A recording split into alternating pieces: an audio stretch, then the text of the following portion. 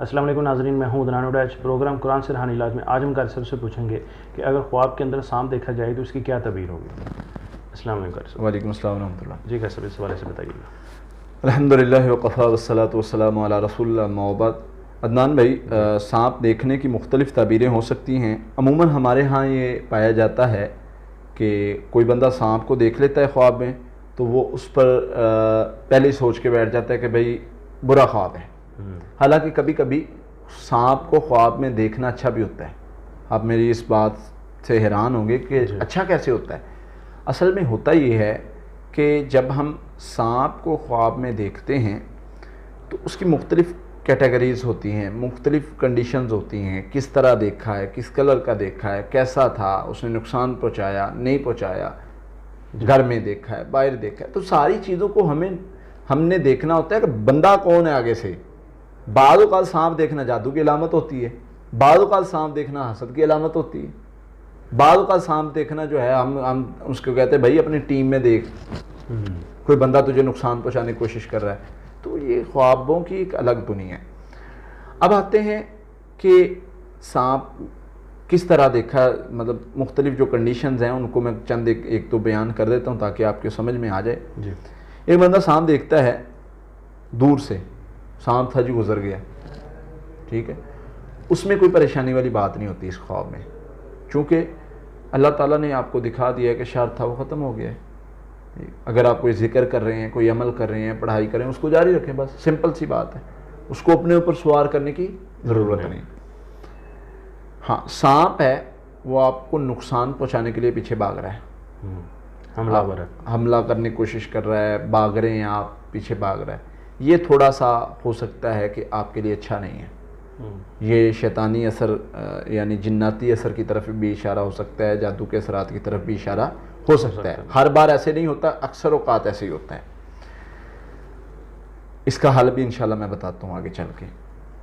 ایک انسان دیکھتا ہے خواب میں کہ سانپ اس کو نقصان پہنچانے کی کوشش کر رہا تھا، اس بندے نے سانپ کو مار دیا ہے۔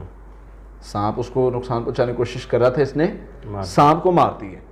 اب سانپ کو چاہے وہ گھر میں ہے چاہے وہ باہر ہے، اگر آپ نے مار دیا ہے تو یہ ایک پوزیٹیو سائن ہے، یہ اچھا ہے خواب۔ اللہ تعالیٰ ایک چیز آپ کو دکھا رہے ہیں کہ آپ کا شر جو ہے، جو بھی عمل کیا اس سے ختم ہو گیا ہے، تو بھئی آپ کے اندر آپ کو کیوں پریشانی مطلب اس طرح ہوئی، آپ کیوں پریشان ہو رہے ہیں؟ اللہ کا شکر ادا کریں، عمل جاری رکھیں، ذکر کے ساتھ اللہ کی مدد مانگتے رہیں، جڑے رہیں، تو یہ ایک پوزیٹیو سائن ہوتا ہے۔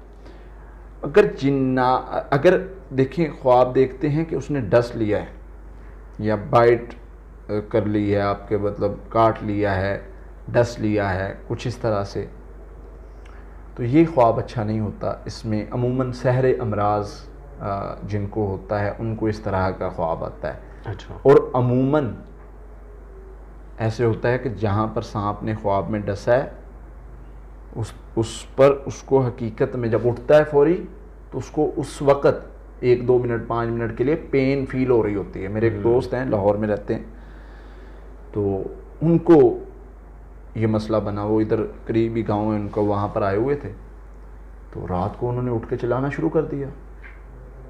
شروع کیا اور پاؤں کو اپنے وہ نا مطلب جیسے بندے کے پاؤں پر کوئی چیز چڑھ جائے تو بندہ اس کو ہلاتا ہے، حرکت دیتا ہے، تو جھٹکتا ہے، تو اس طرح وہ کرنے لگ گئے، تکلیف محسوس کریں۔ خیر وہ جھٹکنے سے خواب میں پاؤں کہیں، جب وہ نیند سے اٹھے تھے تو پاؤں کہیں لگ گیا، چوٹ بھی لگ گئی، تو جب میں نے چیک کیا تو ان پر جادو کا مسئلہ تھا، اسی دن وہ اثر انداز ہوا تھا اس پر، تو ان پر باقاعدہ نشان بن گیا۔ پھر اس کا علاج کیا، اللہ کے فضل سے ٹھیک ہو گیا۔ تو بتانے کا مقصد یہ ہے کہ اس طرح کے خواب جو ہیں وہ جادو، جنات، شیطانی اثر اور حسد کی علامت ہو سکتے ہیں۔